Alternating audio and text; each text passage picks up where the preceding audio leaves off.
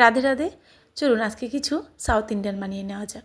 আর south Indian মানেই ফার্স্টে আমার যেটা মনে আসে সেটা হচ্ছে ধোসা। তো ধোসা শুনে মনে হচ্ছে না লং টাইম প্রসেসিং। প্রথমে চাল ডাল ভেজাও, তারপর সারা রাত ধরে ভেজানোর পরে সেগুলোকে আবার পেস্ট করো, পেস্ট করে মিশিয়ে আবার অনেকক্ষণ রেখে দেওয়ার পরে বানাতে হবে ধোসা। তো ধোসা খেতে মন চাইলে এখন থেকে এরকমভাবে ইনস্ট্যান্ট ধোসা বানিয়েও কিন্তু খেতে পারেন। আর কেউ খেয়েও বুঝতে পারবে না যে এটা চাল ডাল দিয়ে তৈরি হয়নি। তো চলুন বানিয়ে নেওয়া যাক ইনস্ট্যান্ট ক্রিস্পি ধোসা। তো ধোসা বানানোর জন্য আমি এখানে নিয়ে নিয়েছি দুটো বড় সাইজের আলু।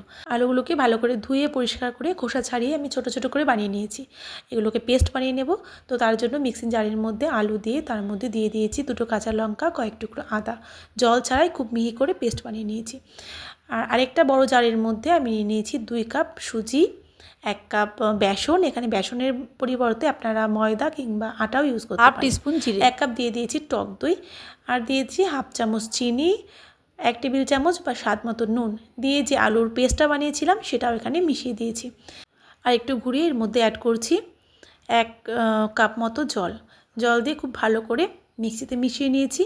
আর মিশ্রণটা একটা বড় পাত্রের মধ্যে ঢেলে নিচ্ছি। আর এর মধ্যে দিয়ে দিয়েছি চিনি। চিনিটাকে অ্যাভয়েড করতে পারেন, আর চিনিটা দিলে কিন্তু ধোসার কালারটা খুব সুন্দর আসে।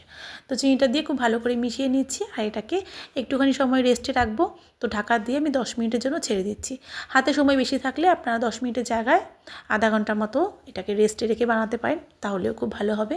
আর আজকে ধোসার সাথে বানাবো গ্রিন চাটনি। তো তার জন্য আমি এখানে নিয়ে নিয়েছি ফ্রেশ পুদিনা পাতা। আপনারা চাইলে সেম ওয়েতে পুদিনা পাতার জায়গায় ধনে পাতাও ইউজ করতে পারেন, কিংবা নারকেলের যে হোয়াইট চাটনি হয় সেটা দিয়েও এই ধোসাটা সার্ভ করতে পারেন। তো গ্রিন চাটনি বানানোর জন্য আমি এখানে কিছুটা ফ্রেশ পুদিনা পাতা বেছে নিচ্ছি। আর আজকে আমি এই গ্রিন চাটনির মধ্যে কোনো তড়কা দেবো না, এমনিতেই এই চাটনিটা এতটাই সুস্বাদু হয় আর বানানোও দারুণ সোজা, ভীষণ তাড়াতাড়ি হয়ে যায়। তো পুদিনা পাতাগুলোকে আমি ভালো করে বেছে নিয়েছি। আর আগে থেকে আমি ধুয়ে জল ঝরিয়ে নিয়েছিলাম।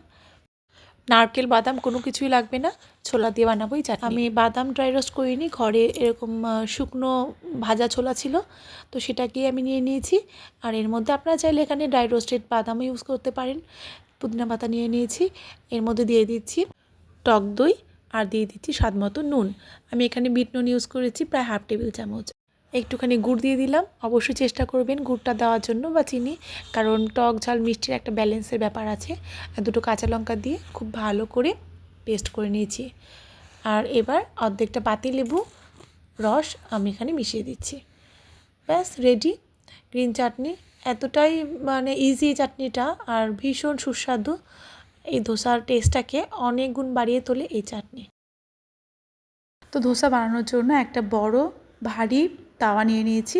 আর আমি এখানে ননস্টিকের তাওয়া ইউজ করছি, কারণ ধোসা তাওয়ার সাথে লেগে যাবে না, আর ভীষণ ইজিলি ধোসা তাওয়া থেকে উঠে আসবে।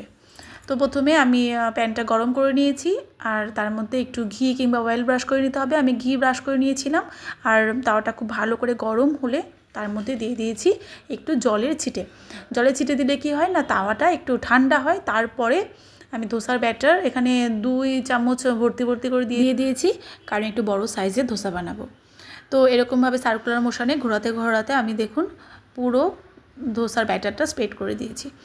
আর উপর থেকে একটু ঘি ব্রাশ করে নিচ্ছি, সাদা তেল বা ঘি যে কোনো কিছুই ব্রাশ করে নিতে হবে। আর এবার দেখুন একটু খুন্তির সাহায্যে এরকম সাইড থেকে উঠিয়ে দিচ্ছি, কত সুন্দর তাওয়া থেকে উঠে এসেছে। আর গ্যাসের ফ্লেমটা কিন্তু মিডিয়ামে আমি ধোসাগুলোকে ভাজছি।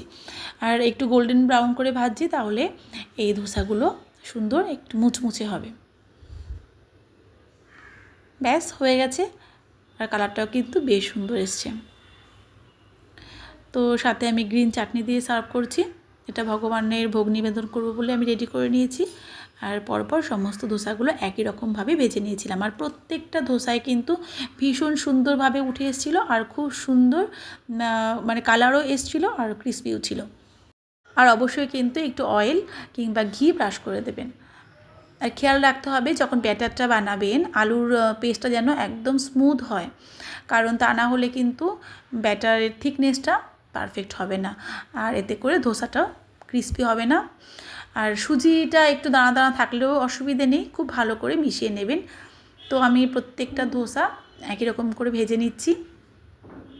চেষ্টা করবেন এই ধোসাগুলোকে গরম গরম সার্ভ করার জন্য, কারণ এই ক্রিস্পি ধোসাগুলো কিন্তু 5 থেকে 10 মিনিট হাইলি ক্রিস্পিনেস থাকবে, তারপরে কিন্তু নরম হয়ে যাবে।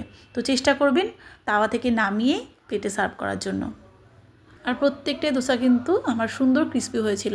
চলুন একটা আপনাদের স্পুন দিয়ে দেখিয়ে দিচ্ছি। আওয়াজ শুনে নিশ্চয়ই বুঝতে পারছেন যে কতটা ক্রিস্পি হয়েছিল।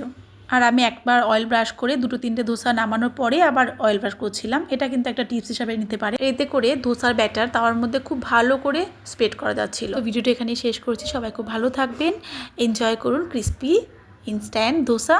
কেমন লাগলো ভিডিওটা জানাবেন। ভালো লাগলে প্রচুর লাইক কমেন্ট শেয়ার করে দেবেন। দেখা হচ্ছে নেক্সট ভিডিওতে। ততক্ষণের জন্য রাধে রাধে।